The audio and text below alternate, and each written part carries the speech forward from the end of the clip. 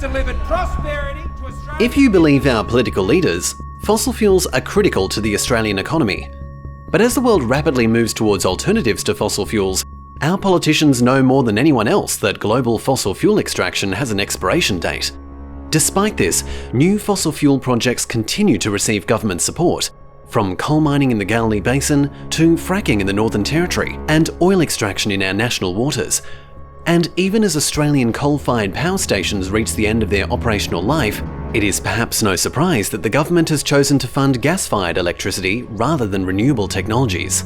In the midst of the COVID-19 pandemic, the Morrison Coalition government announced its plans for a gas-fired recovery, a plan to increase gas extraction and gas-fired electricity capacity across the nation. But what does this scheme mean for the communities that will be directly affected by these gas projects? And with the coal industry still seeking to build new mines, what is its real impact on the environment and the people whose lives it affects? To find out, Young Labor Left travelled to regional New South Wales to hear firsthand from those on the front lines of Australia's unturning tide of fossil fuel extraction. We began our journey in Bylong Valley, a small farming community 160 kilometres inland from Newcastle, to meet Merran Auland and Phillip Kennedy, farmers whose lives have been turned upside down by a new coal mine proposal.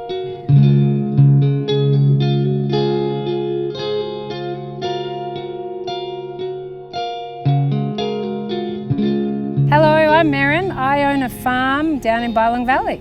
Down that way, and I'm Phil Kennedy. So this is our home. This is down at the Bylong Sports Ground and the church. And we've been fighting a coal mine in this valley. We've been here 3 years fighting a coal mine, but the people in this valley have been fighting for about 10 years.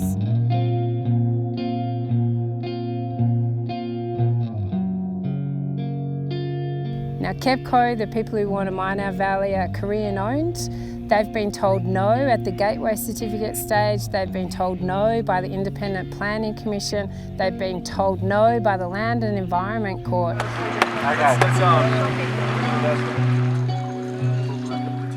IPC said no on environmental impact.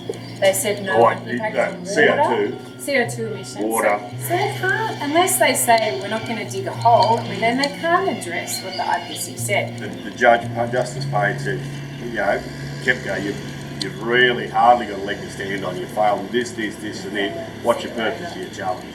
Get out. When KEPCO started, when they bought their mining lease for $400 million, they also then had to turn around and buy land. So they paid triple to quadruple the going rate for land, and people basically couldn't resist the temptation of the dollar. Instead of paying 30 to 40 million for 30,000 acres, they paid about 120, 130 million. Boarded the windows up, rented on its skeleton staff of 2 or 3 people from one property. They've removed all the names off the properties, so now everything just has a BV, a yellow BV01, BV02. So they've depersonalised everything, taken people out of the valley so there's no resistance at all. Yeah. They bought 30,000 acres, or 12 to 13,000 hectares, virtually emptied the valleys. There's a half a dozen landowners left, and they're the only thing standing in their way. When we were looking at buying this farm, we saw the gateway certificate and they failed on everything. Surely you can't buy there. Surely no one will ever approve a mine when they fail on all of these things. But then the planning department said, no worries, put in an application, it's okay. You look on your email or you think, who can I write to? Which minister can I implore? How can I challenge this? How can I do that? You're in the heartland of the Bylong Valley here. It's rich agricultural land with magnificent water underneath in aquifers, which is quite unique. And I've seen water run down after big storms up in the hills, like over the road, metres deep, 500 metres, disappears. Just goes into the soil. Hits a sandstone shelf, like impermeable. You got the ground level land, you got the sandstone shelf running parallel, and just over the road from home back there, 8 kilometres, the sandstone shelf must rise up and go right near the surface and creates a wetland. Then it goes down again and it goes back to... So there's wells all throughout this valley. It's a unique little valley. It's 30, 40 k's long, 10 k's wide, great soils, great water.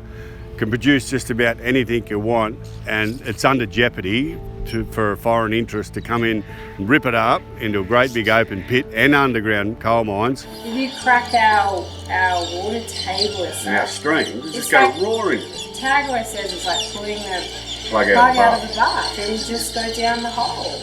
And they use words like, it's most unlikely that there would be any potential, maybe positive, negative impact on the water in the valley.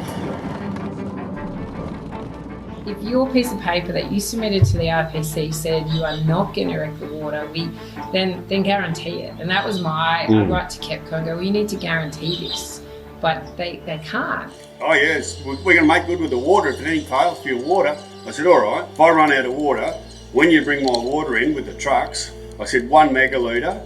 I said the truck holds about 25,000 litres. I said you need about 20 odd semis a day.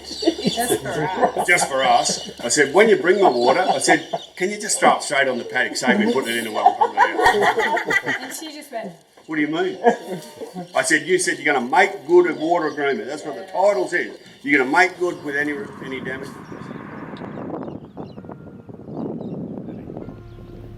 So it's valleys like this that feed people in the city. It's valleys like this that grow wool.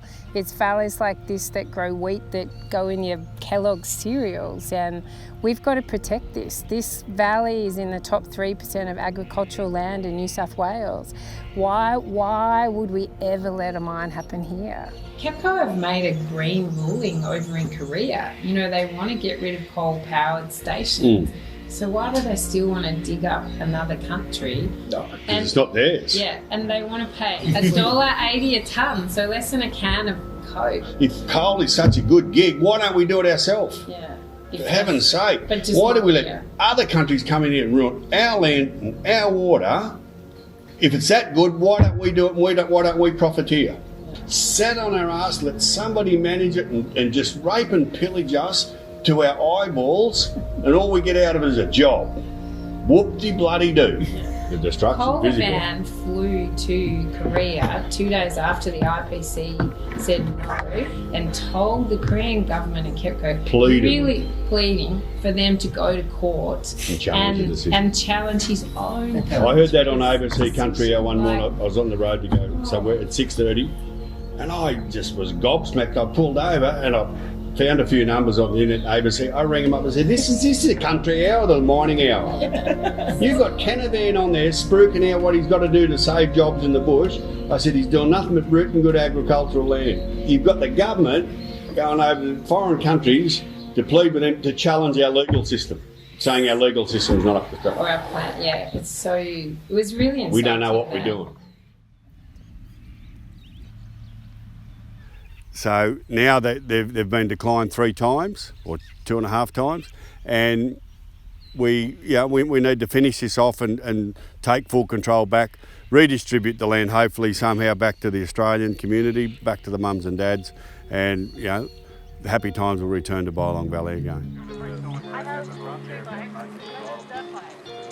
Some families back in here, tidy this up, have mouse races here, have mouse races, have tennis again on weekends, and a cricket match. It'd be great to see this valley come back to what it was 10, 15 years ago. So bring it home for Bylong.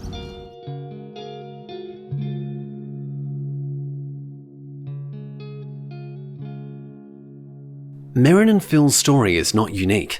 Across Australia, multinational and multi-billion-dollar fossil fuel extraction companies, enticed by government subsidies and enabled by our own laws, are able to effectively do as they please without opposition. And as we travelled further north, we came face to face with what communities are left with when fossil fuel extraction companies get their way.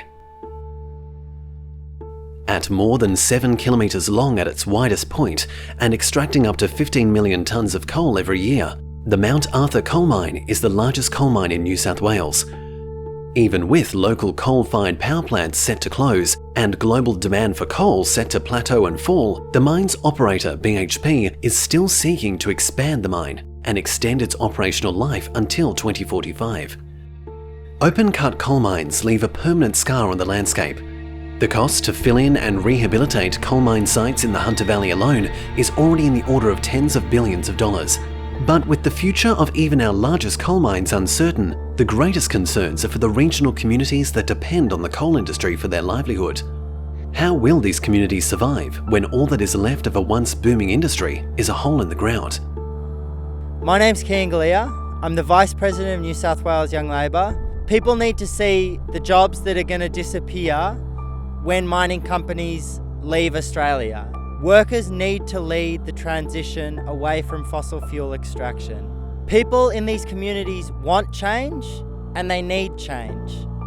All that we're missing is inspired leadership from our elected representatives. Young Labor Left is here today because we believe that the Labor Party is the only organisation that can kickstart this worker-led plan to transition away from fossil fuel extraction.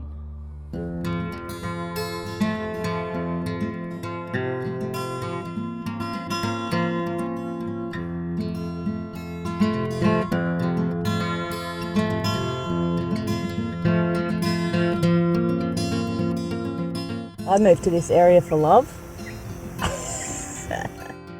Geoff's family's been in this district for a few generations. We now own a property that's just down over the way here, near the Namoy River. It's an irrigation farm and dry land as well. Dry land is where they don't use irrigation water. Like Merran and Phil, Sally and Geoff Hunter are farmers whose livelihoods are threatened by fossil fuel extraction. As the government moves to see the gas industry expanded, entire regions of New South Wales risk being opened up to gas development, and farmers like Sally and Geoff are sounding the alarm. Well, I had experienced the gas field developments in Queensland, and when I moved to this region, I didn't want the same experiences in New South Wales, I guess. This is the sort of country that would be covered in petroleum exploration licences at the moment. Those petroleum exploration licences have expired, but now that the Narrabri gas project's been approved, those companies are now looking to reactivate those expired PELs and start to produce gas from these areas. The fear and the frustration for most farmers is that there's overwhelming opposition to the gas field, and that's been proven time and time again through the government processes that have been held. So you just sort of wonder, is this really a democracy at the moment when that sort of incredible level of opposition was shown and then given complete disregard. So they already pull a bit of gas out of the Pilliga in the exploration phase, and because it's supposedly exploration gas, they don't have to pay royalties for the gas, even though they put it into a power station and then they sell that at commercial rates into the power system. So they're actually, making a profit off that exploration gas and not paying any royalties at all. Twiggy Forest can import the gas, into Newcastle for less than what they can pull it out of the Pilliga. So if it was just up to, those financial factors, it just doesn't make sense. So the only way it will make sense is if this federal government provides subsidies. But the royalties in Queensland, which is a bit more mature industry, is 26% of what they said it was going to be. 26%. So it's all overstated, it's ridiculous. The jobs are a bit of a joke, that I think it's something like 20,000 people in gas in the whole nation. It's a really small employer. Country like this, that's currently very valuable farmland, will end up under a 750 metre grid pattern of those gas wells across the country, along with pipelines, power lines, water processing plants. We worry about the water impacts from the gas field. At an individual level, there's been some terrible stories come out of Queensland from people whose lives have been so badly impacted by their loss of water from the gas. There's quite a lot of social division that's caused from the industry and deliberately used by the industry as a way of sort of leveraging themselves into the community. Unfortunately, the government just seems to have a philosophy that gas is great and they're happy to subsidise pipelines and see the industry grow. I mean, all we're saying is that, if the industry's so good, well, let it last on its own 2 feet. All we can see on the outside is that we're importing gas, our same gas, for cheaper than what we can buy it here. We've seen our gas prices triple in price, and we don't see that the Narrabri gas field is going to make any difference to that price. So explain to us why it's good for us, and don't make decisions outside this remit that we don't understand, That's all we ask. There has always been conflict between farmers and fossil fuel industries, but this time it's different. The sheer scale of proposed gas fields and their impacts on groundwater and soil puts entire communities at risk. And as Sally and Geoff know all too well, it matters very little if people's livelihoods are the collateral damage of fossil fuel extraction. So you can see Moores Creek coal mine, that's the overburden. The company has bought out 80 family farms all through this district, and the farm that we're looking at right here was never supposed to be bought out. It was never supposed to be impacted by the mine. The coal mines get approvals for a certain development, and as time pans out, their impacts are far greater than they anticipated in the beginning, and it ends up having impacts like our friends have to leave the district. So this was a beautiful irrigation property. Now it's leased out and other people lease it, but it's not the family, it's not a family connection anymore. They say, we're going to have this impact on this area, this is our footprint that we're going to create, and this property was never part of that footprint. It became unlivable for people to live here, and so the mine has ended up buying them out, and the footprint has grown. This is just one mine where it's happened. We've got 5 mines in this district, and the footprints are just getting bigger and bigger and bigger. Our social structure is changing from that, and also our agricultural productivity is changing because it's no longer farmed by family farmers. They don't have the same kind of connection to the land. If you're inside the footprint, you're supposed to be bought out under a compulsory acquisition. The impacts that neighbours see are things like dust. People also get impacts from the blasting gas when they have a bad blast that doesn't work properly. That can blow onto neighbours, and they have been prosecuted a couple of times for that. And then the other impacts are primarily around water. In March last year, all these little millions and millions of polystyrofoam balls that they use for blasting were washed down Back Creek, and I don't know if they made it as far as the Namoy River, but they certainly made it through Back Creek, and they're being investigated for that at the moment as well. Fossil fuel extraction has always been a compromise. Benefits to regional communities in the forms of job security and economic growth were supposed to outweigh the impacts on farmland and people's livelihoods. But when the very communities these industries should be helping are instead being faced with destruction, it is clear that something has gone seriously wrong. Why is our government continuing to support increasingly destructive fossil fuel extraction when we know that global demand for fossil fuels is only set to decrease?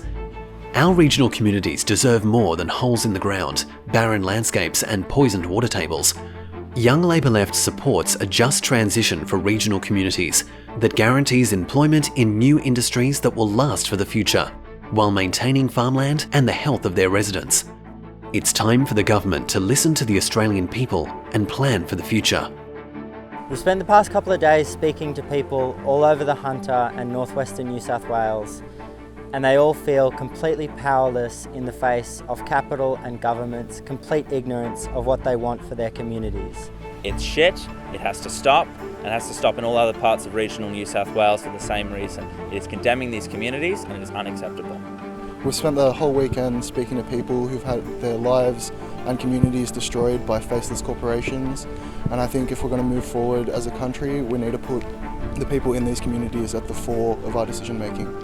Because we're fighting back. This is the front line, but it's not the end of the line. As we saw in the bushfires, it'll come up to our homes. So we're coming here and we're going to help people protect their homes.